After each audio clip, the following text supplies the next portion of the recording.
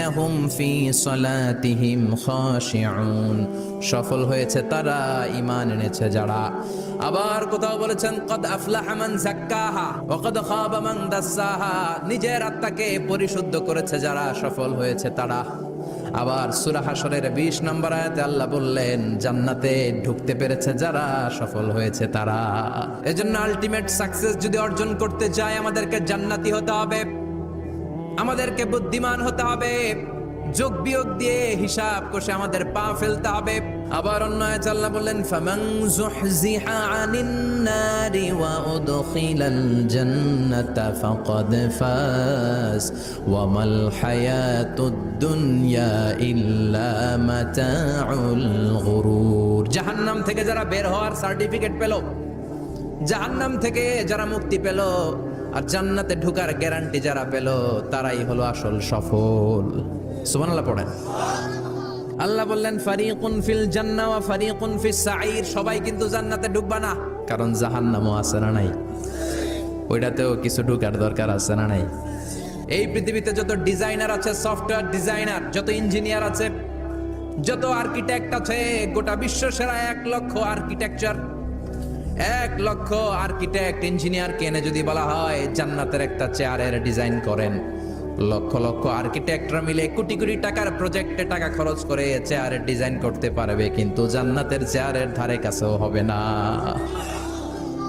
কল্পনার বাইরে, এটা অসম্ভব।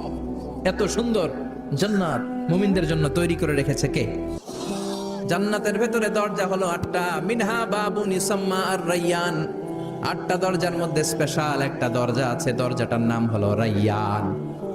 লা ইয়াদখুলুহু ইল্লা সাইমুন, রোজাদাররা ছাড়া কেউ রায়্যান দরজা দিয়ে ঢুকতে পারবে না। যারা রোজা রেখেছেন তাদের জন্য এন্ট্রি দেয়া হবে এই দরজা দিয়ে ঢুকার। আবার বিশ্বনবী বললেন মান দাখালাহু লাম ইয়াজমা আবাদা, একবার রায়্যান দরজা দিয়ে ঢুকার সুযোগ যে পেয়ে যাবে, চিরকালের জন্য তার গলার তৃষ্ণা মিটে যাবে। রোজা রাখলে গলায় তৃষ্ণা হয় না? এই যে আল্লাহর খুশির জন্য এই তৃষ্ণাকে সহ্য করে আপনি রোজা রেখেছেন, এর ফলাফল হিসেবে রায়্যান দরজা দিয়ে ঢুকা মাত্রই আপনার গলার তৃষ্ণা শেষ। জান্নাতের 8টা দরজার কোনো না একটা দরজা দিয়ে আমরা ঢুকবো। এখন এই দরজার সাইজ কতটুকু জানার দরকার আছে না নাই? বিশ্বনবী বললেন ইন্না মিসরাইন মিন মাসারি'i জান্নাত মা বাইনা মাক্কা ওয়া হাজার, সৌদি আরবের মক্কা শহর থেকে বাহরাইন শহর যত দূর, জান্নাতের দরজাটা হবে তত দূর। সেই হিসেবে কয়েক কোটি লোক এক ধাক্কায় ঢুকবে, কয়েক কোটি লোক এক ধাক্কায় ঢুকে যাবে। চিল্লায় পড়েন আল্লাহু আকবার। তবে জান্নাতের ভেতরে অনেকগুলো ক্লাস আছে। বিশ্বনবী বললেন সবচেয়ে দামি ক্লাসের নাম হলো ফেরদাউস। ইযা সাআলতুমুল্লাহ ফাসআলুহুল ফেরদাউস। এজন্য আল্লাহর কাছে যখন জান্নাত তোমরা চাইবা, ছোটটা চাইবা কেন, বড়টা চাও, ফেরদাউস চাও। ছোটটা চাবো না, কোনটা চাইবেন?